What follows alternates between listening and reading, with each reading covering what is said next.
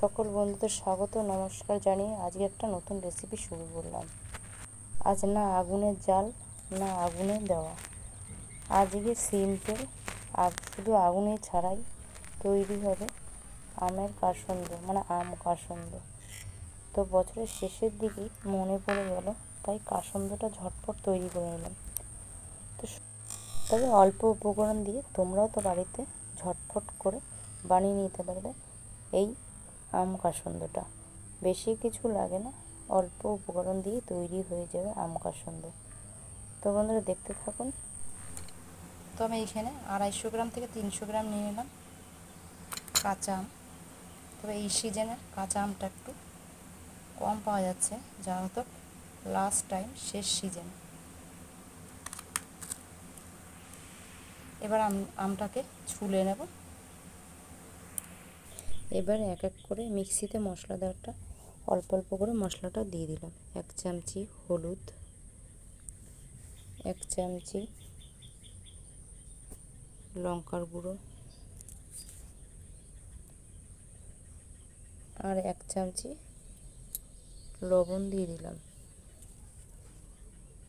এবার আমটাকে ছাড়িয়ে নেব বা ছুলে নেব।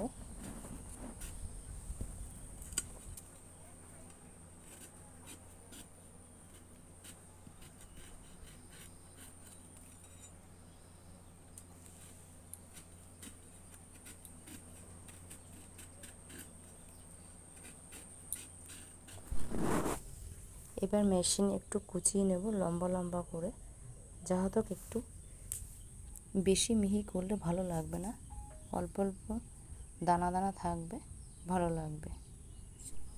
এবার একটু নুন দিয়ে এটাকে ভালো করে মিক্স করে রেখে দিলাম চাপা দিয়ে। অল্প সামান্য পরিমাণ মতন লবণ দিলাম, 1/2 চামচি। এটাকে ভালো করে মিক্স করে রাখলে পরে এবার সর্ষেটা, সাদা সর্ষেটা মিক্সিতে দিলাম,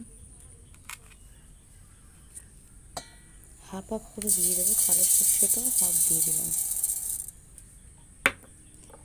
4টে কাঁচা লঙ্কা দিলাম, যাতে এগুলো মিক্সিতে দিলে ভালো পেস্ট হয়ে যাবে।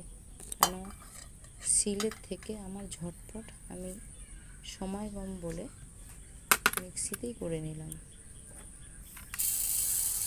এবার সব পরিমাণের মতন সর্ষেগুলো দিয়ে, কার সর্ষেটা হাফ বাটি আছে ওটাই দিয়ে দিলাম, কারণ মিক্সিতে ধরবে না বলে একেবারে গুছিয়ে নিলাম। এবারে 1 বাটি জল দিলাম।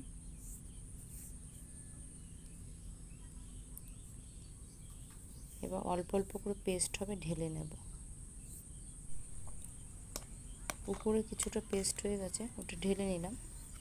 পরে আবার হাফ বাটি জল দিয়ে আবার একটু পেস্ট করে নেব। কিছুটা বাটিতে ঢেলে নিলাম। এবার আমগুলো যে ঘষা ছিল এগুলো দিয়ে দিলাম। আমগুলো ভালো করে একটু জলটা চেপে চেপে নিলাম, কিন্তু জলটা ফেলে দেবো না, জলটা আবার নিয়ে নেব। এবার 1 হাতা করে সর্ষে বাটাগুলো দিয়ে দিলাম আমের মধ্যে, হাফটা দিয়ে। এবার আবার 1 চামচি হলুদ দিলাম, 1 চামচি লঙ্কার গুঁড়ো দিলাম, দিয়ে একটু ভালো করে হাত দিয়ে মিক্স করে নিচ্ছি। দেখুন কালারটা কত সুন্দর ফুটেছে। 1 চামচি চিনি দিয়ে দিলাম, একটু মিষ্টি ভাবটা দিলে ভালো খেতে লাগে। দিয়ে ভালো করে ঘেটে নিলাম। একটু কাঁচা সর্ষের তেল দিয়ে দিলাম, এটা ভালো করে নাড়িয়ে নেব একটু। আপনার সারা বছর রেখে যখনই রোদে দেবেন একটু একটু করে সর্ষের তেল দিয়ে নাড়িয়ে নেবেন।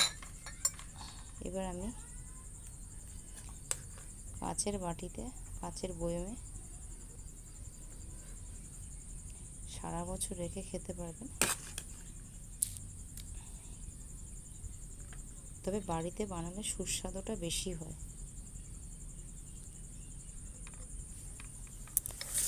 এটা বয়মে, কাচের বয়মে রেখে দিলে আপনি 1 বছর 2 বছর ভালো মতন রেখে রেখে খেতে পারবেন।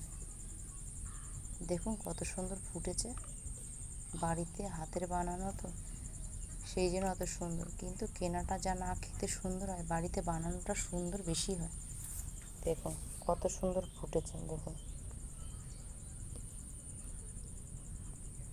এবার এটাকে তেল দিয়ে ভালো করে নাড়াচাড়া করে তারপর এটা রোদেরও সপ্তাহে 2 দিন 1 দিন করে করে রোদে দিয়ে রাখলে পরে এটা অনেক দিন ধরে থাকবে। দেখুন কত সুন্দর কালারটা। এবার কিছুটা বাড়তি ছিল, সেটা একটা বড় জারে রেখে দিলাম। দেখুন তো বন্ধুরা, আজকের ভিডিওটা ভালো লাগলে লাইক শেয়ার কমেন্ট করবেন আর সাবস্ক্রাইব করে পাশে থাকবেন। নেক্সট টাইম আবার একটা নতুন ভিডিও নিয়ে আপনাদের সঙ্গে ফিরে আসছি। ততক্ষণের জন্য ভালো থাকবেন, সুস্থ থাকবেন। বাই।